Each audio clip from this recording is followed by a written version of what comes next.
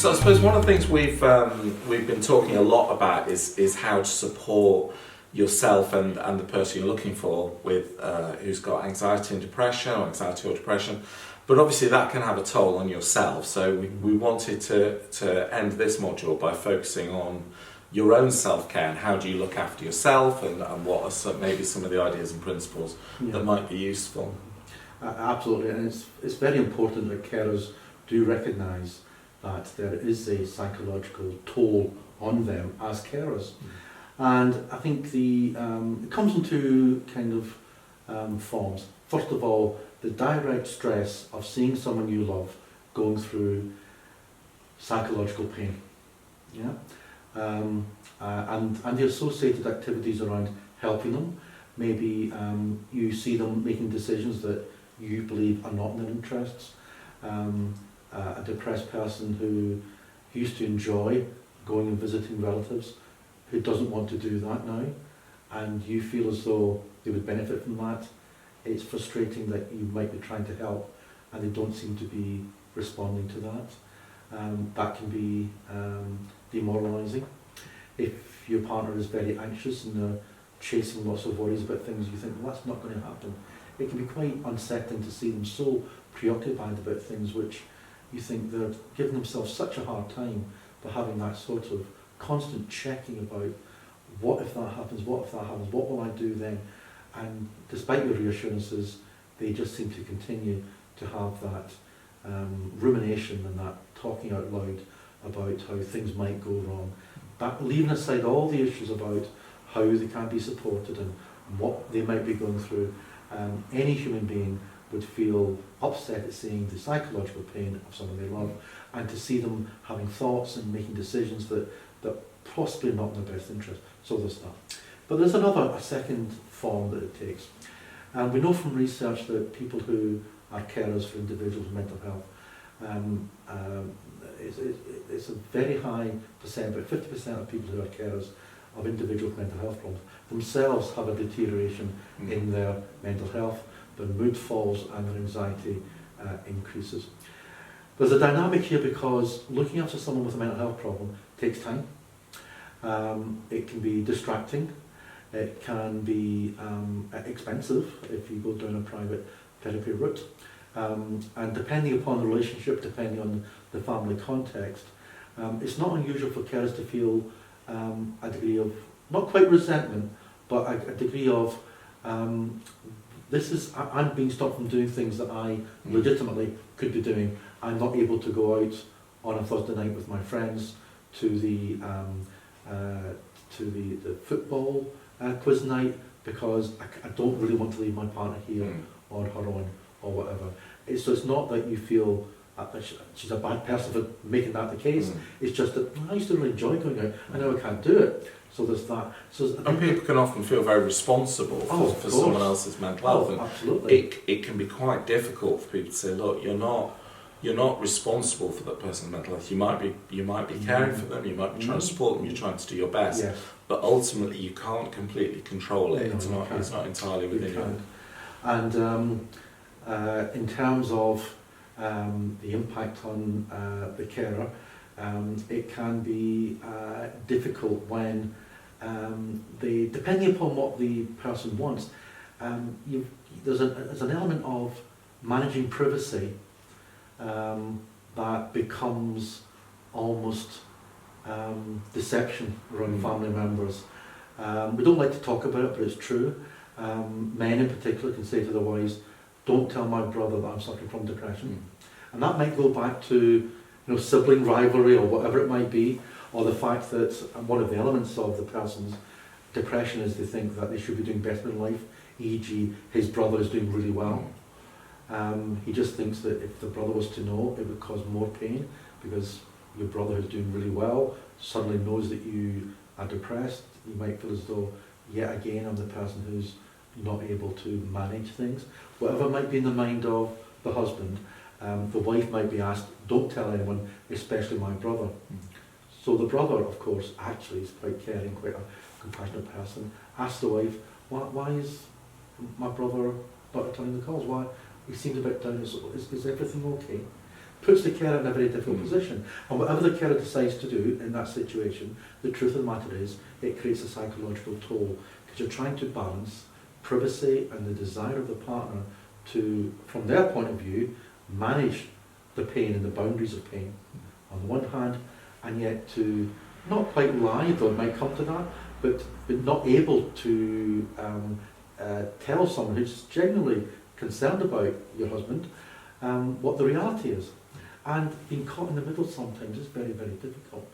The other dimension to some of this is that if the, as we mentioned earlier, if the partner is themselves part of the perceived cause of distress, then that complicates that person's position as a carer. And the carer might feel as though, yeah, I've got a job and you're unemployed, but you shouldn't feel bad about the fact that I've got a job. You should be glad that one of us is bringing in income. And those feelings of guilt can be internalised, and those, you know, can be feelings of guilt, can be feelings of shame, can be feelings of kind of inadequacy, because you want this best for this person, and it's not working out. They're anxious, they're depressed. You're trying to do. Indeed, and there are forms of codependency when, to some extent, the person who's suffering needs someone to care for her or him, and the partner, for whatever reason, has a psychological need to be in the role of a carer. Now, it's great, we don't appreciate anywhere near enough the invisible caring that so many people across the country do all the time. They don't get recognised, they don't get paid, they don't get anywhere near the support that they need. But as human beings, we want to be needed. And that isn't a straightforward psychological emotion. We want to be able to help another person, but sometimes unconsciously we set rules about that helping. We say, I'm only going to help you if you come off the drink. Now, if your partner is abusing alcohol or any other substances, it kind of makes sense for them to stop doing that in order to maximise the possibility of getting help. But if you lay down rules about the circumstance under which you're going to help, whatever the rights and wrongs of that are, it does create a level of complexity in the relationship for the other person in terms of relying upon care from them. So by mentioning these things, I do not in any way, shape or form want to suggest there's something to be afraid of in helping. It is a powerful and important human role in a family or a loving relationship that you're there able to help a person. After all, what is it if you're only prepared to be there if the person is okay with life? The real value often comes from being there when they need you to be there. But I'm simply saying that, and I've had clients who are carers, and they do have feelings of guilt and shame, and they always feel they're not doing enough. They have often ideas about what a carer should look like, and it might be an unrealistic model that they have. They might have very, very challenging ideas about how rapidly the individual can improve with help, and they sometimes feel as though they're the weak link in the chain. They've got, a very experienced GP, a really high-class therapist.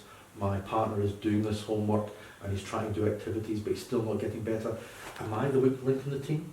You get all of those things going. It's not to say that any of it should be, you should be afraid of it or move away from it, but simply to recognise that so many people who are carers experience these doubts and these concerns and these uncertainties, sometimes these feelings of guilt, sometimes the desire to lay down rules about how they're going to care. That's perfectly human, perfectly natural. One of the ways of managing that is to monitor your own emotions and your own mental health, because when you are involved in helping someone in a complex, challenging episode of mental health difficulty, it's not like any other experience in life. It's not even like helping someone recover from a broken leg, obviously. It's very, very different. And what we tend to do is to assume that because we're in a helping situation and because the other person is the one who's evidently, quite obviously, in psychological pain, but we're on the outside of the pain looking in. But actually, we're part of that system of sadness and worry to a greater or lesser degree, and it will impact on us and become something which we internalise. So monitoring one's own mental health is something we have to do when we're in a caring role. I would totally agree, and I think recognising a lot of what we've talked about in terms of the support needs and having a network of support for the person you're caring for can be as important around you. Oh, yeah. And having someone who can help you work through those feelings, those emotions. So if you're feeling very frustrated, you might be feeling angry, you might be feeling resentment for the person you're caring for. Recognising those emotions can then make you feel really guilty, can make you feel ashamed, and actually just being able to process those with other people, you know, the value of support groups, the value of having friends, and often professional counsellors and therapists to help you process through those can really help you and help you care for the person better. Because if you start to get into a really poor mental health state, your ability to successfully help someone else through theirs is you know, absolutely. And I couldn't agree with you more. It is really important that a carer takes the opportunity to strengthen and use their networks to get support, to have activities that they will benefit from. One of the issues about a carer relationship is that it might be the case, totally true of parents, that the person who's going through psychological difficulties isn't the only person you're caring for. A father or mother of, say, 3 children, let's say 14, 16 and 18, let's say the 16-year-old is going through some depression, they cannot afford to neglect the 14-year-old or the 18-year-old. They'll have their own individual needs, and the parent will want to look after them as well, of course. And it is the case very often that parents, mothers in particular, given the way society has structured some of this stuff and the way we shape young girls' experiences of identity, they feel as though that, you know, they feel guilty about the fact of not paying as much attention to their other children if one of the children is going through psychological crisis. Objectively, they know that right now, right here, this particular person needed more of their time and more of their care, but they start to blame themselves for anything the other two do during that period. And of course, in this hypothetical scenario of a 16-year-old woman going through depression and a 14-year-old and an 18-year-old, they have to be supported in the fact that their sibling is going through some difficult experiences. It may be the first time in their lives they've been close to anyone going through depression. And so they start to think about, well, how can I help? What's the right thing? Should we mention that? Should we not mention that? Do I go and give her a hug, or do I keep away from her? What do I do, Mum? And suddenly you're an advisor. You're not just caring for your daughter, you're caring for the caring relationship between the other two siblings and the person going through psychological pain. Very, very difficult, but it just emphasises your point that when you are caring, you shouldn't feel guilty about the fact there's only one of you, there's only 24 hours in a day. You shouldn't feel any sort of sense of the burden being only on you. To recognise that you can do what you can, and that you should seek out support from your social network and potentially from professional carers as well. That's perfectly typical. Many people will go and see their GPs or go and see a therapist or a counsellor just to say, I'm a full-time carer, or equally, I work part-time, I've got 2 kids, and my partner's going through depression, and I'm doing my best, but it's really getting to me now. I can't sleep, I can't eat, and I just need something to help me. And that is perfectly legitimate a position to adopt. It doesn't mean that your caring skills are imperfect. It doesn't mean to say that you're in any way less valuable or less of a person than you want to be. It is difficult caring for people with difficult situations. And I think that brings to a natural end this whole module. And again, what we would emphasise is we hope that you found some of the information, some of the tools, some of the techniques really helpful. And the most important takeaway that we probably want to take is that that the things we've talked about, lots of other carers are going through, lots of other people have experienced. There is plenty of support out there. It's recognising when you need help, and to be able to help support yourself as well as supporting the carer, the person that you're caring for, with their mental health needs, particularly around anxiety and depression.